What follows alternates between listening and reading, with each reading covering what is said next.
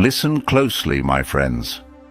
The most dangerous person in the world is not the one who is physically strong. It's the one who has control over their desires.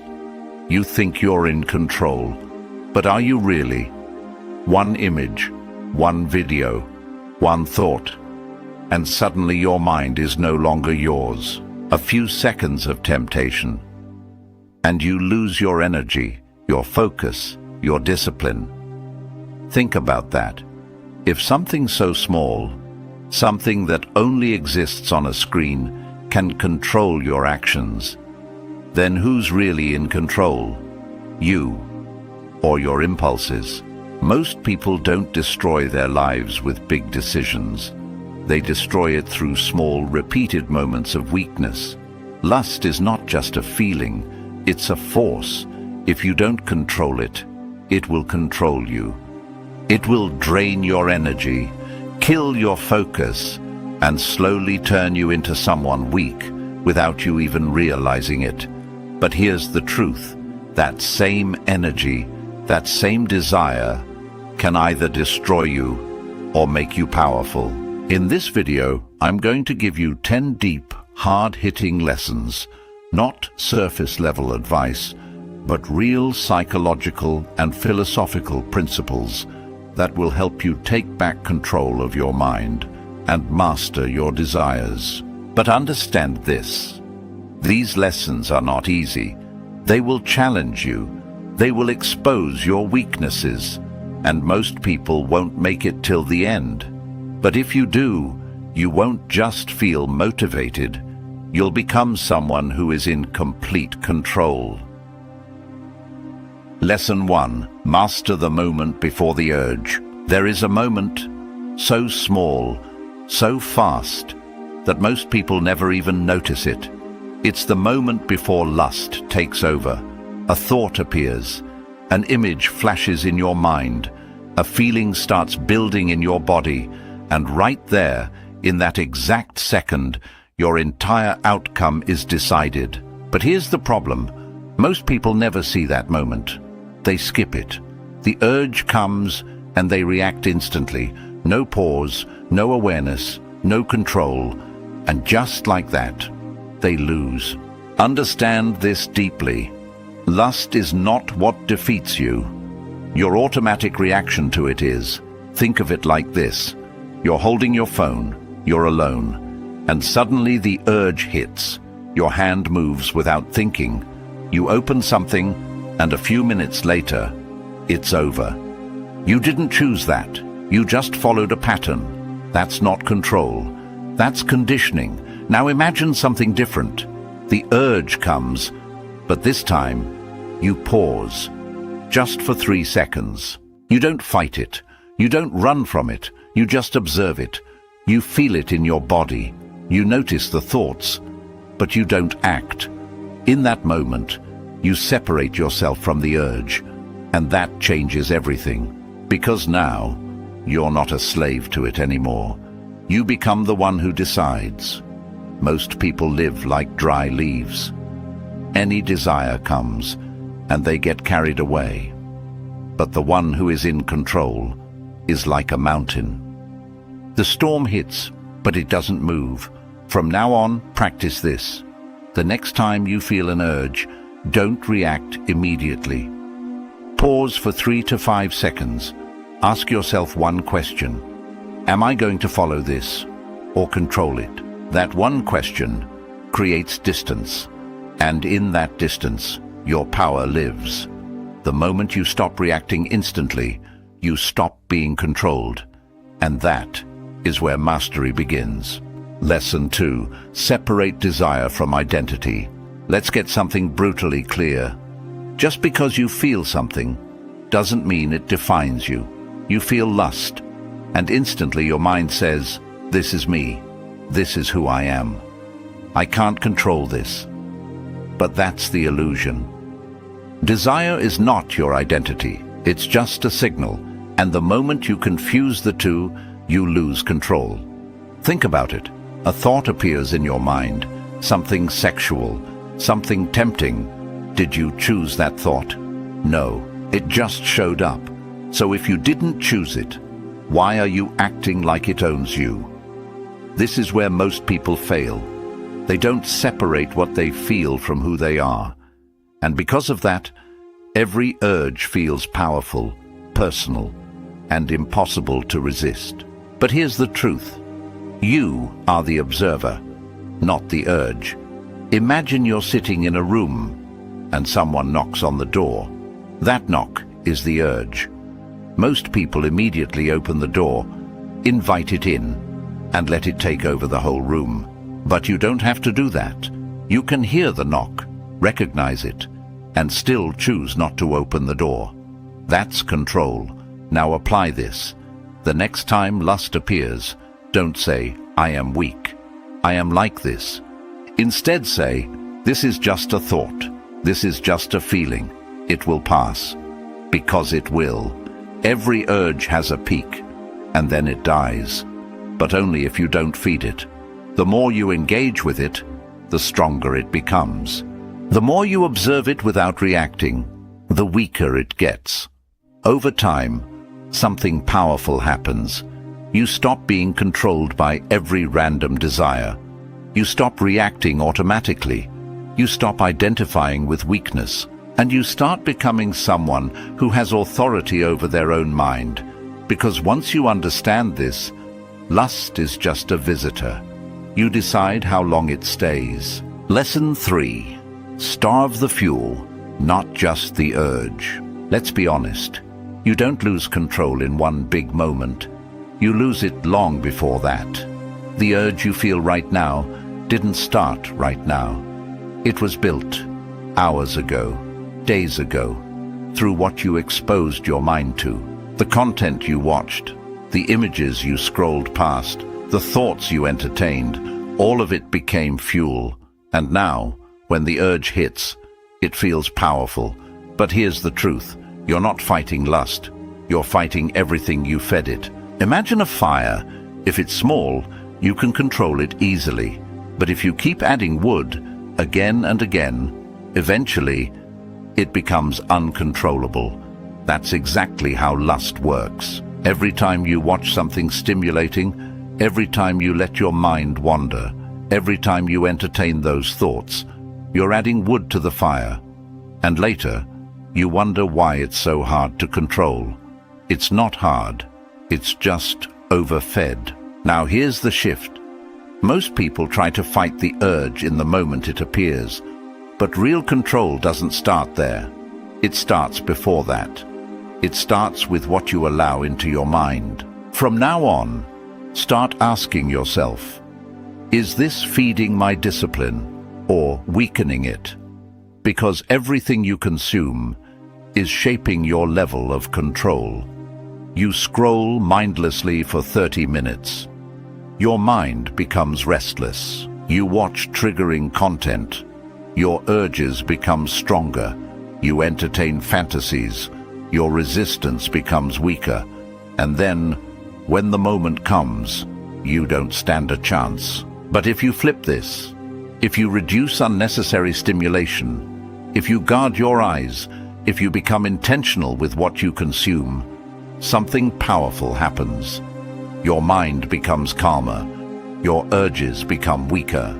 Your control becomes stronger, because now you're not constantly feeding the problem. Think of it like this. Discipline is not built in the moment of temptation. It's built in the moments before it. Control what you watch. Control what you think about. Control what you give attention to. And you won't have to fight as hard later, because the fire was never allowed to grow. Lesson 4. Kill the fantasy before it controls you. Let's go deeper. Lust doesn't start in your body. It starts in your imagination. Before any action, there is a picture in your mind, a scene, a fantasy, a story you start playing again and again. And the more you replay it, the stronger the urge becomes. Understand this. You're not addicted to the action. You're addicted to the fantasy. That's why even when nothing is happening, your mind keeps going back there. Because it feels good. It gives you instant pleasure, without effort, without reality. But here's the cost. Every time you entertain that fantasy, you lose a little more control. Your focus drops, your discipline weakens, your standards lower, and slowly you start preferring imagination over real life. That's dangerous, because now you're not living, you're escaping. Think of your mind like a screen. You can't stop images from appearing, but you can choose whether to keep watching or change the channel. Most people keep watching. They zoom in, they add details, they extend the scene, and within seconds, they're completely lost. But someone in control does something different. The moment the fantasy starts, they cut it off. Not after 5 minutes, not after it gets intense, immediately, because they understand one thing: the longer you entertain it, the harder it is to stop. So instead of fighting a full-blown urge, they stop it at the root. Now here's how you do it. The next time a fantasy appears, don't argue with it. Don't try to win against it. Just shift your attention instantly. Stand up, move your body, change your environment. Focus on something real, because attention is fuel. Where your attention goes, your energy follows. If you keep feeding the fantasy, it grows. If you remove attention, it dies. Over time, something powerful happens. Your mind stops going there as often. The intensity drops, the control increases, because now you're not a passive watcher anymore. You're the one holding the remote. And that is where real discipline begins. Lesson 5. Transmute the energy, don't waste it. Let's be real. What you call lust is actually raw energy. It's intensity, it's drive, it's life force, and most people waste it. They release it, escape it, and after a few minutes, they feel empty, tired, unfocused. Because they didn't use the energy, they got rid of it. But here's the truth. This energy was never meant to be wasted. It was meant to be redirected. Think about it. The moment you feel a strong urge, your body is activated. Your mind is alert. Your focus becomes sharp. That's power. But instead of using it, you throw it away. Now imagine this instead. The urge hits. But this time, you don't escape. You take that same intensity and channel it into work, into training, into building something. Suddenly, that same energy that was pulling you down starts pushing you forward. That's called control. Think of it like electricity. Uncontrolled, it can destroy, but directed, it powers entire cities. Your energy works the same way. Most people short-circuit it. You're going to channel it. From now on, do this. Whenever you feel a strong urge, don't sit still. Move. Do push-ups. Go for a walk. Start working on something meaningful. Because if you stay idle, your mind will take over. But if you act with intention, you take control. And here's the deeper shift. Stop seeing lust as your enemy. Start seeing it as a signal that you have energy that needs direction. Because the goal is not to become emotionless. The goal is to become disciplined with your energy. The moment you learn to redirect it, instead of releasing it, you become dangerous. Because now, nothing is being wasted. Everything is being used. And that is how you turn weakness into power. Lesson 6. Escape the trap of idleness. Let's expose something most people ignore. Lust is strongest when you're doing nothing. No purpose, no focus, no direction. Just you, your phone, and an empty mind. And in that space, your mind starts searching for stimulation. Because it hates stillness without purpose. So what does it do? It goes to the easiest source of pleasure. And that's where you lose. Understand this clearly. You don't just struggle with lust. You struggle with lack of direction. Because when your life is filled with meaningful work, when your day has structure, when your mind is focused, those urges don't hit the same. But when you're idle, they take over. Think about your worst moments. Late night, alone, scrolling, nothing important to do. That's not random. That's a pattern. Idleness creates vulnerability. Now compare that to this. You're busy. You're working on something important. You're physically active. You have goals you're chasing. In that state, your mind doesn't wander the same way because it's occupied with purpose. That's the difference. An empty mind looks for pleasure. A focused mind creates progress. So the solution is not just resist more. The solution is give your mind something better to focus on. From now on, structure your day. Don't leave large gaps of doing nothing. Have clear tasks. Have goals. Have movement in your life, because discipline is easier when your life has direction. And here's the hard truth. If you keep living without purpose, you will keep falling into the same cycle. Not because you're weak, but because your environment is setting you up to fail. So change the environment. Stay active. Stay engaged. Stay moving. Because when your life has momentum, temptation loses power.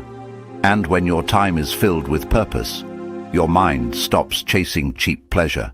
That's how you break the cycle. Lesson 7. Control your environment, or it will control you. Let's get something straight. You don't struggle with lust in isolation. You struggle because of your environment. What you see, what you scroll, what you allow into your space. All of it is shaping your mind more than you realize. Because your environment is not just around you, it is inside you. Think about it. One suggestive video, one triggering image, one random scroll session, and your entire mental state shifts. Not because you suddenly became weak, but because you were exposed. And exposure creates temptation. Here's the truth most people ignore. You cannot have a clean mind in a polluted environment. You can't expect discipline while constantly feeding your eyes with triggers. You can't expect control while living in constant stimulation. It doesn't work like that. Think of your mind like water. Clear water stays clean, only if nothing dirty is poured into it. But if you keep adding small drops of pollution, over time, it becomes contaminated. That's exactly what happens to your thoughts. It's never one big mistake. It's small exposures repeated daily. Now here's where control actually begins. You don't just fight urges. You remove access to triggers. Unfollow accounts that stimulate you. Avoid content that activates your impulses. Stop putting yourself in situations where you're tested unnecessarily. Because discipline is not only internal, it's structural. And here's a powerful shift. Strong people don't rely on willpower alone. They design their environment to support control. That's intelligence. If your phone is your biggest trigger, change how you use it. If being alone late at night is your weak point, change your routine. If certain content is weakening you, cut it off completely. No negotiation, because every trigger you remove is one battle you don't have to fight later. And slowly, something changes. Your urges become less frequent. Your mind becomes calmer. Your control becomes easier.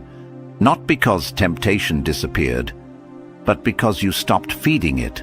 That's real discipline. Not constant fighting, but smart avoidance.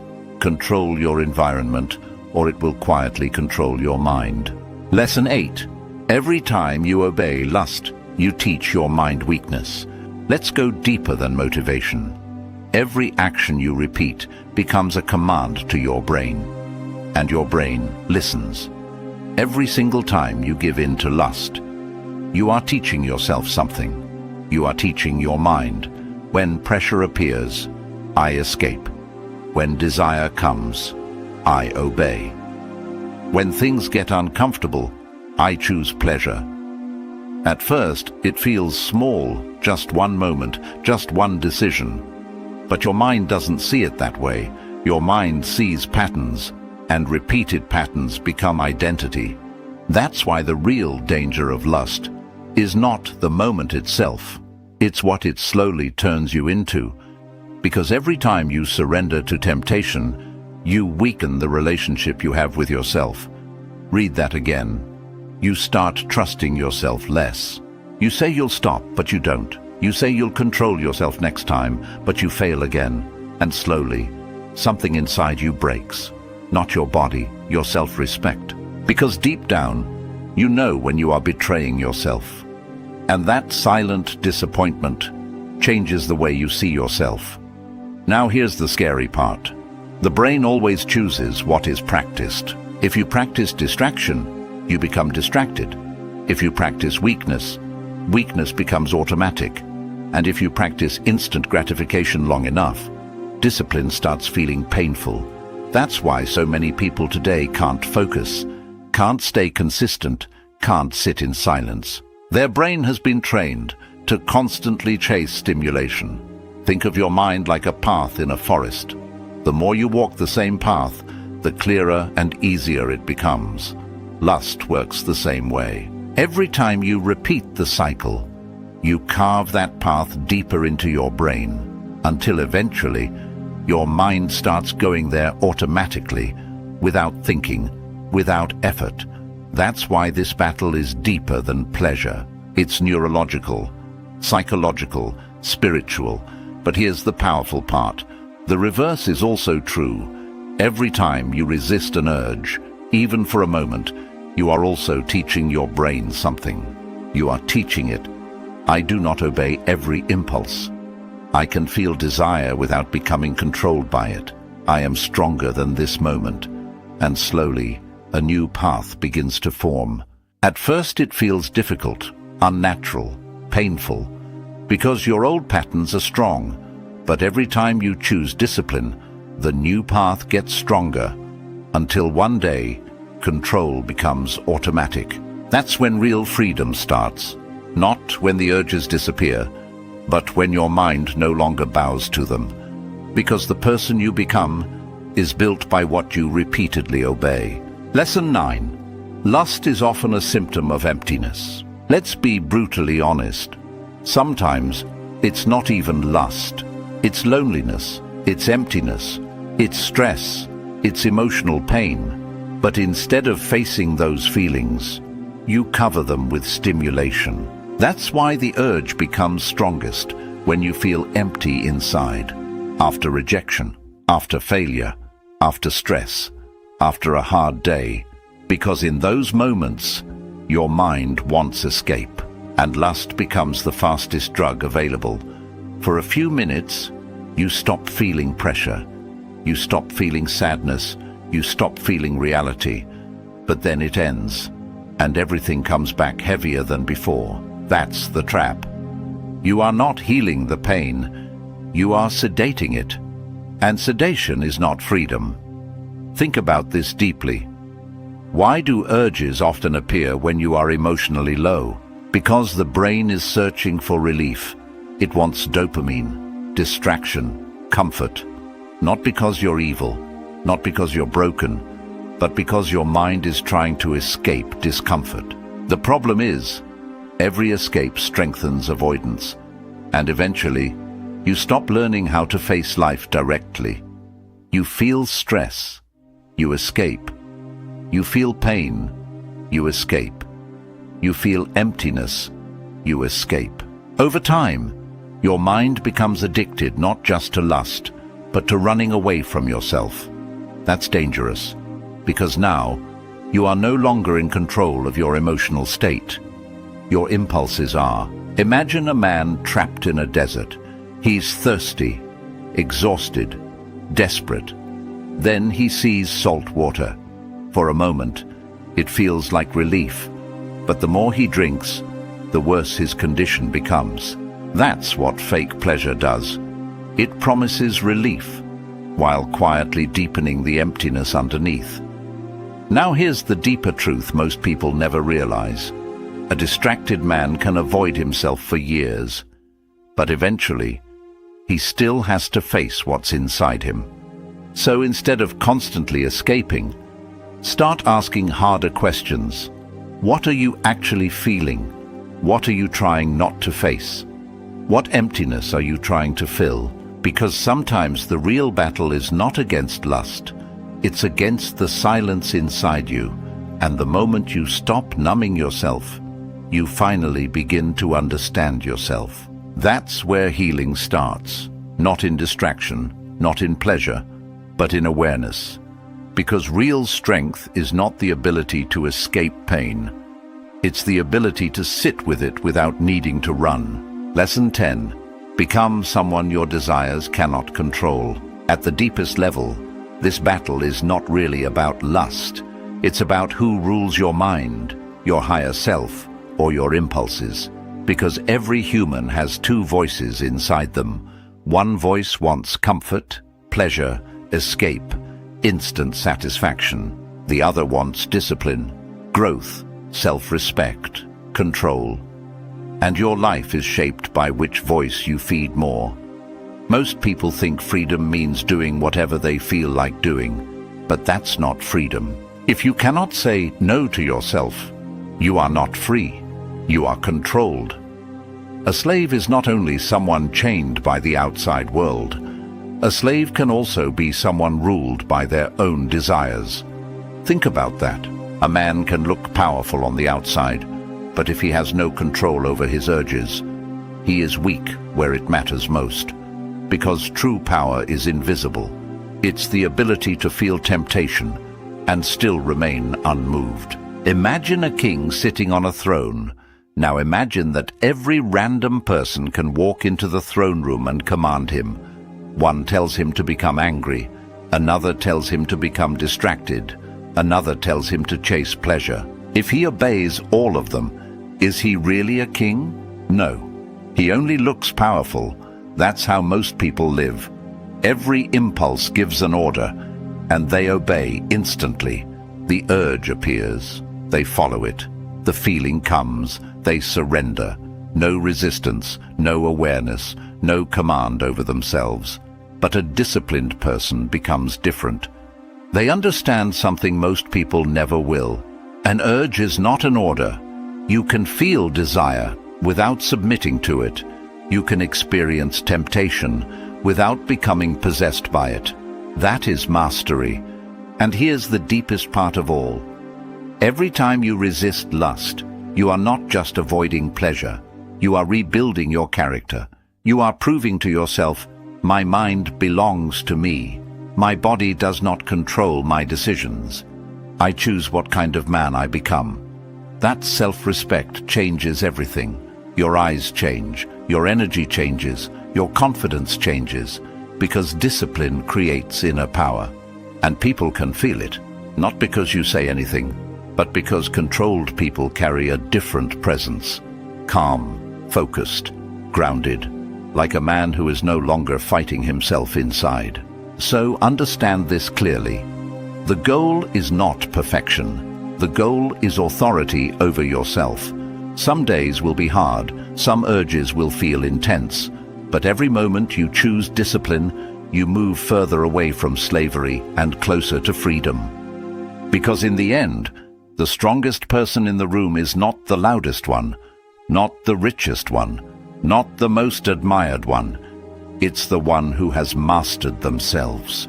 And once you do that, nothing else in life controls you the same way again. So now, you understand the truth. This was never just about lust. It was about control, discipline, identity. Because the moment a man loses control over his desires, he slowly loses control over his life.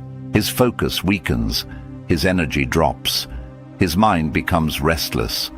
And the worst part is, most people never even realize it's happening. They keep chasing pleasure, while their potential quietly dies in the background. But you saw something deeper. You realized that every urge is a test of whether you will live as a slave to impulse or as someone who rules their own mind. And understand this: no one becomes disciplined overnight. This battle is won in small moments. The moment you pause instead of reacting. The moment you close the screen instead of feeding the urge. The moment you choose purpose over pleasure. That is where transformation begins. Slowly, your mind becomes sharper. Your focus returns. Your confidence grows. Not because life became easier, but because you finally stopped betraying yourself. And once a person gains control over themselves, they become dangerous in the best way possible, calm under pressure, focused in chaos, unmoved by temptation, because now their mind is no longer controlled by every feeling. So from this moment forward, remember this one sentence: an urge is temporary, but the person I become by resisting it lasts forever. Master your mind, control your desires, and become someone your impulses can no longer rule. Because real power begins within.